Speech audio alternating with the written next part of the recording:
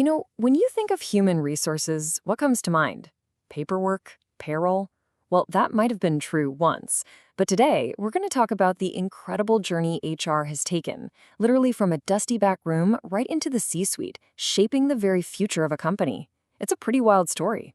So, how on earth did a function once focused on filing cabinets end up helping steer the whole ship?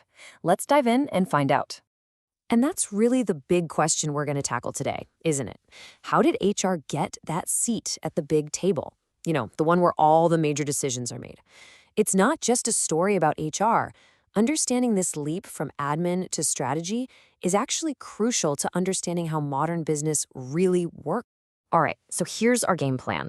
We'll start with workers as machines. Kind of grim, I know. Then we'll get to the big aha moment, the human discovery. After that, we'll see how admin became resource, which led to the strategic revolution. And finally, we'll break down how all this strategy versus tactic stuff plays out today. Let's get into it. Okay, so let's rewind the clock. We're starting at the very beginning, in the early days of people management, where the mindset was, well, let's just say it was pretty mechanical.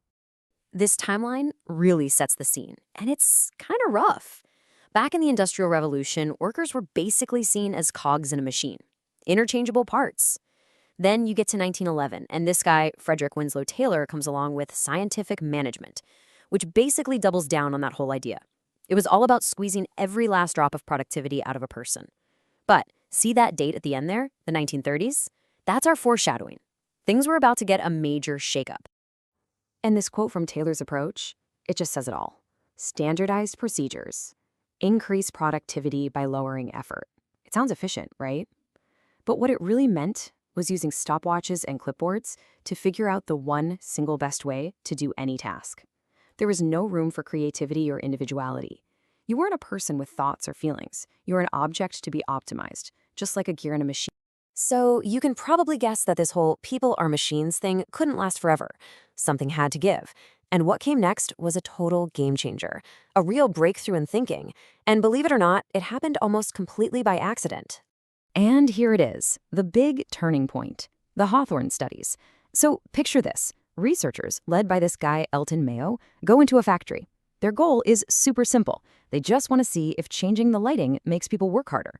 So they turn the lights up, they turn them down, and what they found had literally nothing to do with the lights. They stumbled, completely by accident, onto the human element. And these findings were absolutely earth-shattering at the time. I mean, think about it. For the first time, there was actual data showing that productivity wasn't just about how you did a task, it was tied to social stuff, to informal groups, to how you felt about your job, to your relationships. It turns out people aren't just machines. Who knew? This discovery completely blew up that old way of thinking. Happiness and motivation weren't just fluffy, nice-to-have things. They were real, measurable drivers of performance. Okay, so this human discovery wasn't just a fun fact. It totally changed the game and laid the groundwork for a brand new way of thinking, which we now know as human resource management. And you can really see the massive shift here. On one side, you have the old school personnel and admin, or P&A.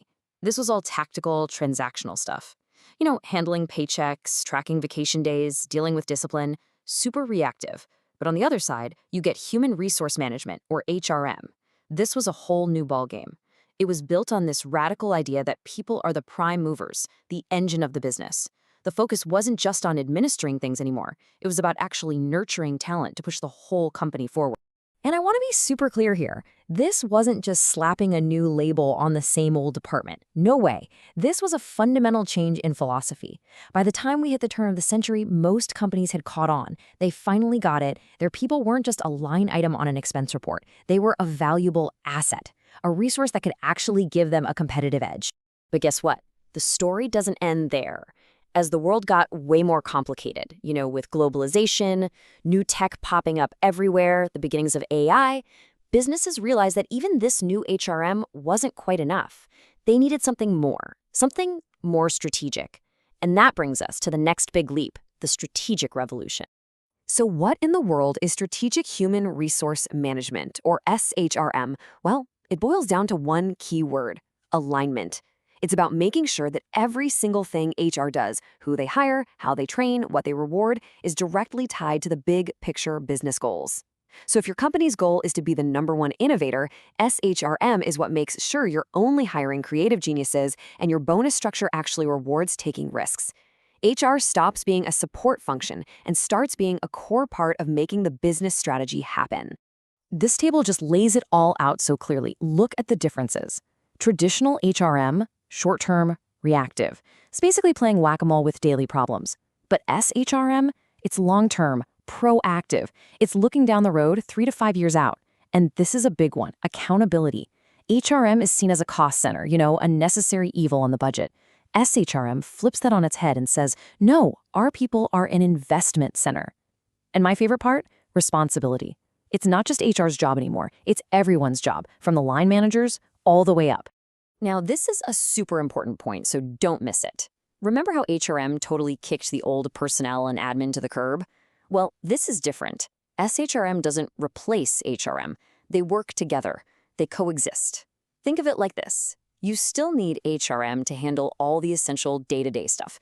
Payroll, benefits, all that. SHRM is like the strategic brain that sits on top, making sure all those everyday activities are actually pointed in the right strategic direction. All right, so to really nail down how these two things work together, let's use a simple analogy that I think makes it all crystal clear. Let's talk about a road trip. Okay, so imagine your company's big, long-term goal is the destination of your road trip. Let's say it's some awesome city you want to get to. Well, SHRM is your GPS. It's the strategy that picks the best route, the map that shows you the way. After all, you can have the fastest car in the world, but if you're driving in the wrong direction, you're never going to get there, right? Now, HRM, that's your car, your driver, and the gas in the tank. It's all the resources you need for the trip. And the day-to-day HR tactics? That's you actually driving, stopping for fuel, and making sure the car is running smoothly. Let's make this super real with an example we all know, UPS. What's their whole deal? Extreme efficiency, right? So that's the business strategy. The SHRM alignment then says, okay, every single job, from the person loading the truck to the driver, must be designed for maximum efficiency. That's the map. Then HRM executes on that. They create the actual training programs for drivers on the most efficient routes, no left turns, and they figure out the perfect way to pack a truck to save every last second. See how that works? The big strategy guides the everyday tactic. So, at the end of the day, what's the whole point of all this? Why go through this entire evolution? It's simple. The ultimate goal of aligning your people strategy with your business strategy is to achieve superior performance. It's about winning. So let's just quickly recap the amazing journey we've been on. We started by seeing people as just machines. Then we had that big discovery of the human element. From there, we started managing people as valuable resources. And finally, we got to where we are today, aligning those people with long-term strategy. That's the whole story, from the back room right into the boardroom. In the end result of all this, well, today, the Chief Human Resources Officer, the CHRO, has a seat at that main table. They're not just some administrator anymore. They're a trusted advisor to the CEO, a key player who helps the company navigate a crazy, complex world by focusing on its single most important asset, its people.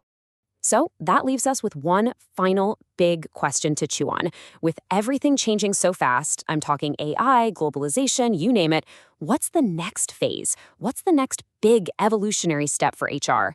Something to think about. Thanks for sticking with me on this one.